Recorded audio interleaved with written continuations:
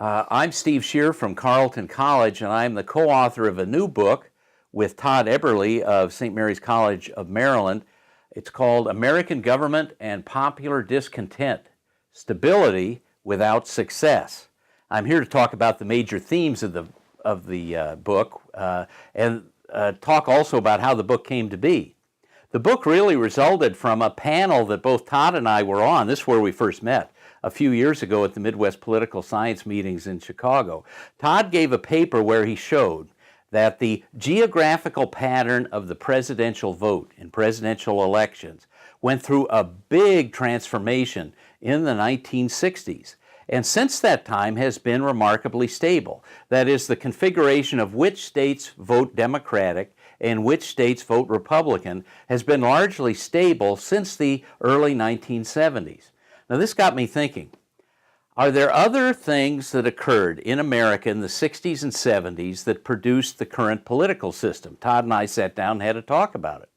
And we decided we could come up with quite a list of things. Events that changed in Congress, the presidency, the courts, the electoral system, changes occurring between 1960 and 1980 that really changed the operation of national institutions and electoral politics in a lasting and stable way.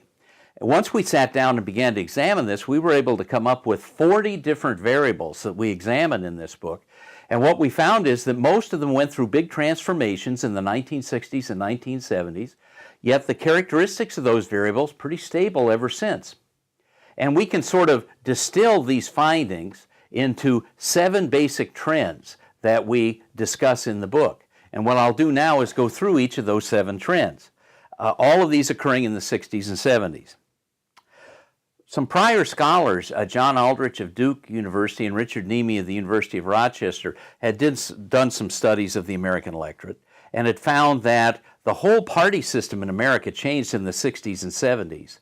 And a new party system, which they call, in an historical number, the 6th American party system, really got started during the 60s and 70s, and when they were writing in the 1990s, was still stable and still with us. Well, we updated that analysis to see if the characteristics of the electorate, where parties get their votes, and so forth, has remained stable since the 60s and 70s. We updated it from the 90s up through 2012, and we found that the party system is pretty stable.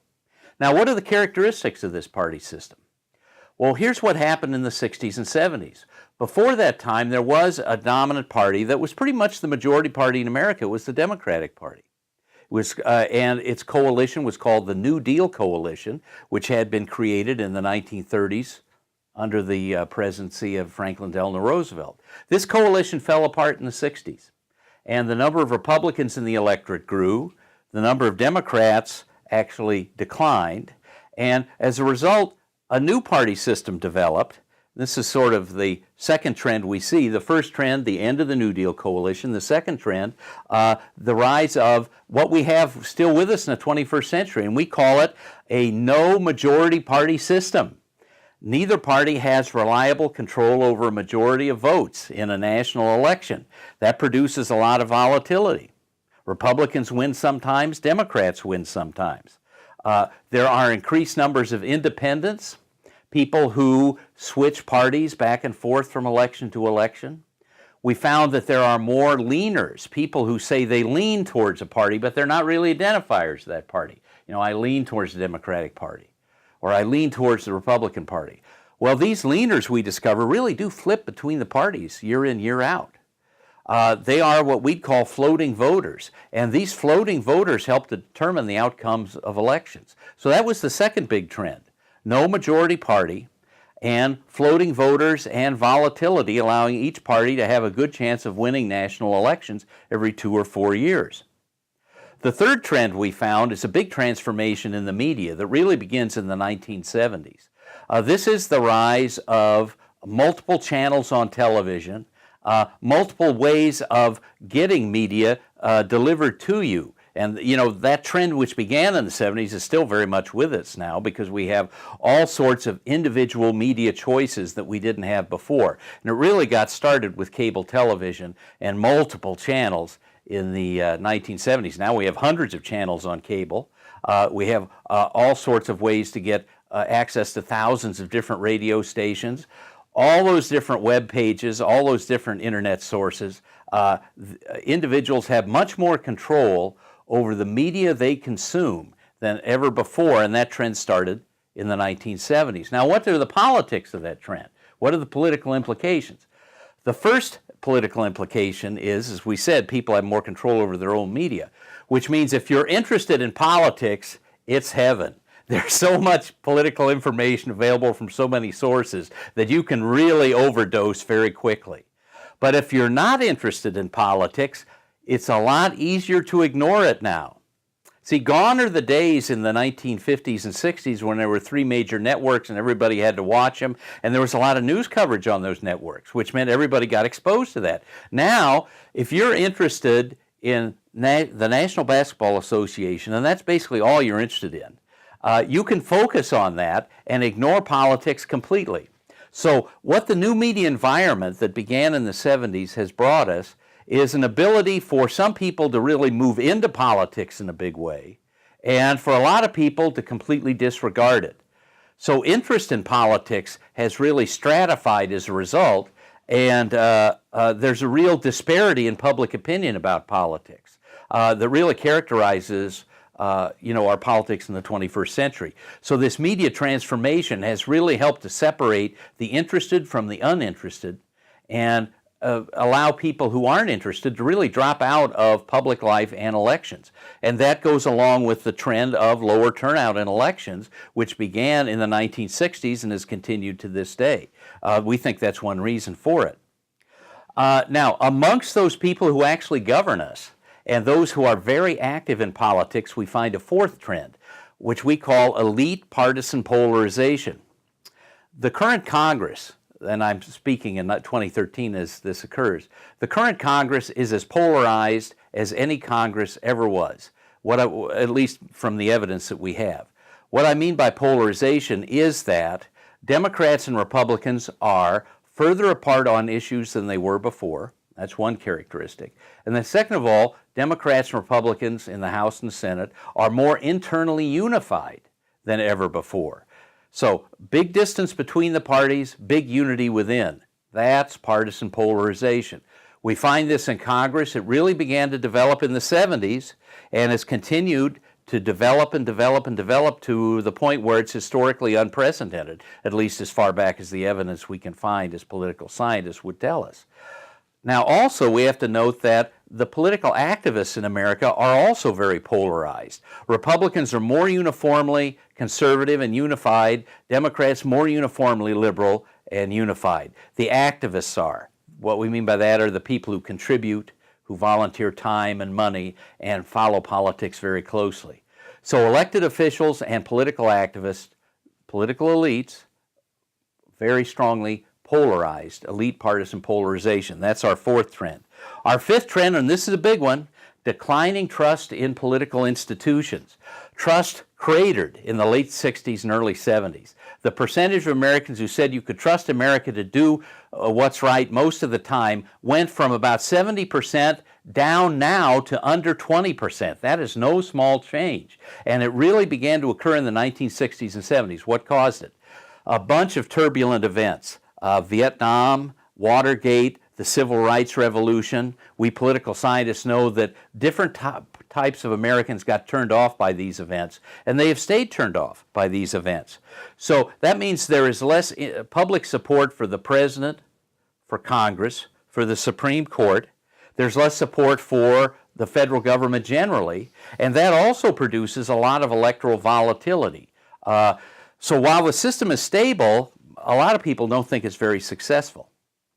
Our sixth trend is that there's been a rise of professionalism in government. And what do we mean by that is people are making a career out of either being in government or trying to influence government more than ever before. We think this is a result of rising education standards that really took off in the 50s, 60s, and 70s. The percentage of Americans who are college educated is now about 30%, the highest in history. What's happened in Washington is that Congress became a career rather than a short-term calling. beginning in the 1960s and 70s. Long careers in Congress began to occur, and Congress members thought of their jobs in the House and Senate as careers. Further, they hired staff who often made their careers in Congress. The bureaucracy grew, and careerism occurred there. And we had the explosion of the number of interest groups in Washington in the 1960s and 70s, just a huge growth. And people working in interest groups do this for a living and for a career now. And so all of these people are highly professionalized. They've developed very specific skills, but they tend to be narrow skills aimed at particular parts of the political system. The courts also, and the number of lawyers that has grown, also produced careerism in the federal judiciary and amongst lawyers. Many lawyers, by the way, are also lobbyists. Now, these professionals are interested in doing their jobs in Washington, and there's less concern amongst these professionals in trying to engage the public broadly in what Washington is up to. What that leads to is a disconnect between professional government and an increasingly distrustful and disconnected public. Those are two key traits of the 21st century political system that we think really got started in the 60s and 70s. And then the seventh trend we would note are a variety of changes of behavior in national political institutions. In Congress, careerism, increased incumbent job security leads to more professionalism, and then, as I've already mentioned, more partisan polarization. So you have a bunch of career professionals who are polarized on the basis of party and ideology. That's Congress in the 21st century. Those trends really began to get started in the 60s and 70s. The president faces a very difficult problem. Low trust, less certain job approval, less certain support in Congress. The president's political party has less public support now, and we discovered in our data that 1965 was the key turning point. That's when things began to go south for presidents. What we call their political capital really declined, and it made running the executive branch a much more difficult job, the politics of the presidency much more volatile, the ability to lead the country in a consistent fashion more difficult for presidents. The bureaucracy is big. The trend there has been careerism, and Congress has abetted the power of the bureaucracy by, as Todd Eberly writes in his chapter, making deals rather than making laws. What Todd means by this is the laws are often compromises, vaguely worded, which give a lot of discretion to bureaucrats, but also sort of put them on a political hot seat, because interest groups and Congress members are watching constantly to see how they're administering programs. So this has led to, in recent decades, a real politicization of the bureaucracy that really didn't exist before the 1960s. The theme with the courts is policy making. Federal courts now make policy more than ever before. And when did the turning point occur? Really with the Warren Supreme Court from 1954 to 68, where they created a number of new constitutional interpretations, very controversial, that essentially made policy in a wide variety of areas. Legislative apportionment in the states, criminal justice in the states, school integration in the states, new policies created by judicial decisions. Well, federal courts and also state courts to an extent are doing a lot more policy making of this sort than they used to. Now, the way to understand judicial policy making is it's different from the way courts operated before the Warren Court. We tend to think of most of what courts do as norm enforcement. That is, you break the law, you go through a trial, and there's a punishment. That's enforcing a norm on an individual or a company or a group. And courts still do that. But increasingly, when courts make decisions, they enunciate new policies, particularly at the federal level. And the Warren Court was the innovator with that, and courts continue to do that. Now, the problem for the public is these are judges making policy with lifetime appointments, and there's very little public control. One thing we've seen is that popular support for the Supreme Court in recent years has really been going down, probably because of this disconnect between the public and the courts. So overall, when you add all of this up, we have a system that is, in its structure, basically pretty stable.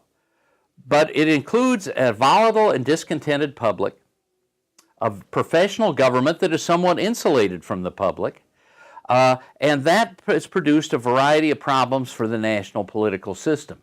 So the book tries to look at this overall and figure out how we got to where we are in the 21st century.